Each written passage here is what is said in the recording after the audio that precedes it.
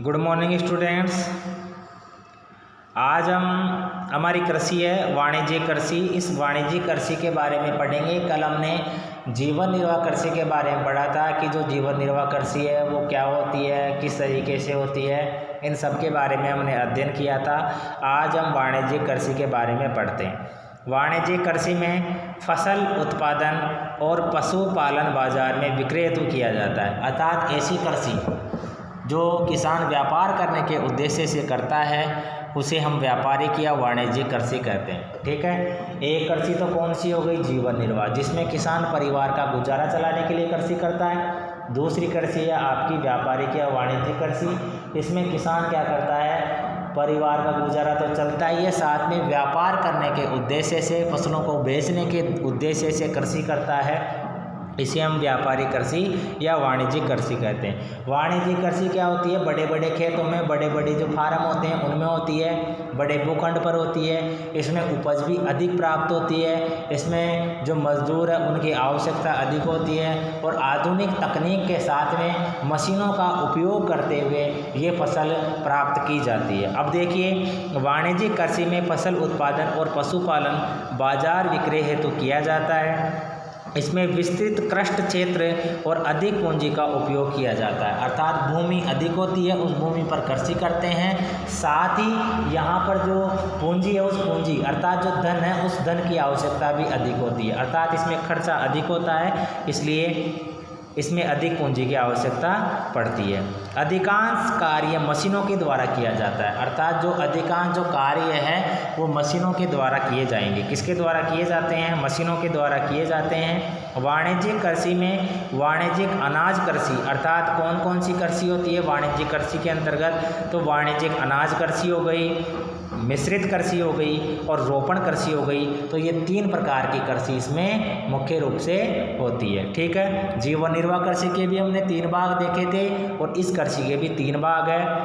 पहला भाग है वाणिज्यिक अनाज कृषि, दूसरा है मिश्रित कृषि और तीसरा है रोपण कृषि।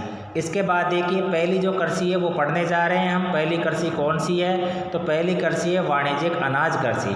इसमें क्या होता है, फसलें वाणिज्यिक उद्देश्य से उगाई जाती है, अर्थात बेचने के उद्देश्य से उगाई जाती है। गेहूं और मक्का सामान्य रूप से उगाई जाने वाली फसलें, अर्थात वाणिज्यिक अनाज कृषि के अंतर्गत गेहूं और मक्का मुख्य रूप से उगाया जाता है। अब कहाँ कहाँ उगाया जाता है, तो उत्तरी अमेरिका, यूरोप और एशिया के शीतोष्ण घास के मैदान वाणिज्यिक अनाज कृषि के प्रमुख क्षेत्र हैं, अर्थात ये जो क्षेत्र है, इन क्षेत्रों में ये जो गेहूं है और ये जो मक्का है और ये जो अनाज है, इनकी कृषि पैदा की जाती है। कौन कौन से स्थान हैं, उत्तरी अमेरिका हो गया, यूरोप हो गया और एशिया के जो शीतोष्ण घास के मैदान हैं वहाँ पर ये फसल पैदा की जाती है। ये क्षेत्र सैकड़ों हेक्टेयर के बड़े फार्मों से युक्त विरल आबादी वाले होते हैं, अर्थात यहाँ पर आबादी बहुत कम पाई जाती है, जनसंख्या बहुत कम पाई जाती है, लेकिन बड़े बड़े खेत होते हैं, बड़े बड़े कृषि फार्म होते हैं जिनमें ये कृषि की जाती है।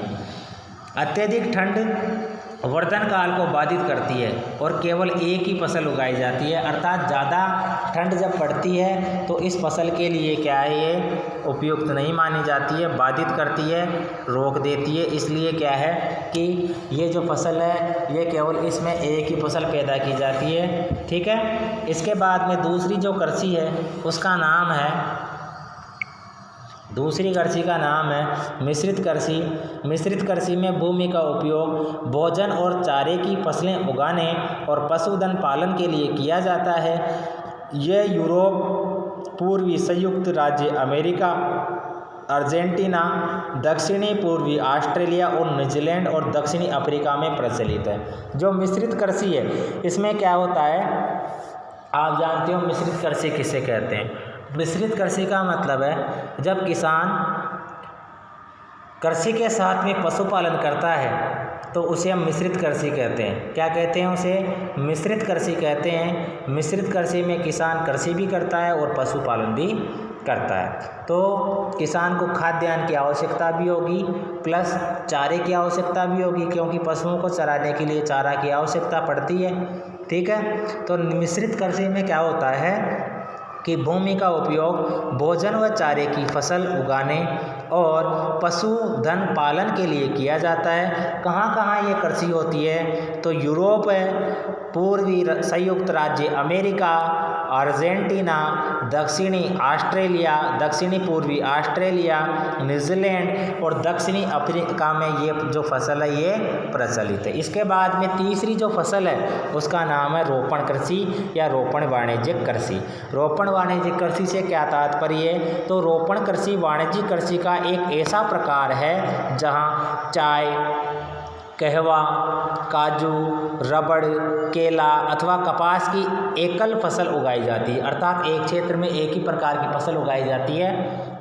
इसमें बृहद पैमाने पर अर्थात बड़े पैमाने पर श्रम और पूंजी की आवश्यकता होती है। श्रम भी ज़्यादा होता है, मजदूरी की आवश्यकता ज़्यादा होती है, मेहनत ज़्यादा होती है और पूंजी की आवश्यकता भी यहाँ पर ज़्यादा होती है।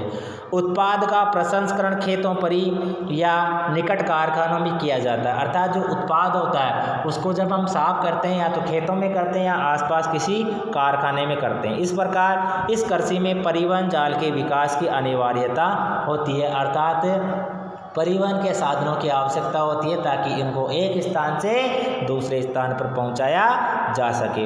रोपण कृषि के मुख्य क्षेत्र विश्व के उष्णकटिबंधीय प्रदेशों में पाए जाते हैं, अर्थात भूमध्य रेखा के दोनों ओर ये फसल उगाई जाती है। मलेशिया में रबड़, ब्राज़ील में कहवा, भारत और श्रीलंका में चाय इसके प्रमुख उदाहरण हैं जो कि रोपण कृषि के अंतर्गत आते हैं। तो इसमें क्या होता है, कौन कौन सी फसलें हो गई? चाय, कहवा, काजू, रबड़, केला, कपास, ये फसलें उगाई जाती है। कहाँ पर उगाई जाती है? तो ये उष्णकटिबंधीय क्षेत्रों में उगाई जाती है, ठीक है। और इसके प्रमुख देश कौन से हैं? मलेशिया, इसमें तो रबड़ होता है, ब्राज़ील में कहवा होता है और भारत में कहवा का मतलब है कॉफ़ी, और भारत और श्रीलंका में चाय इसके अच्छी किस्म के जो उत्पाद है वो प्राप्त किए जाते हैं।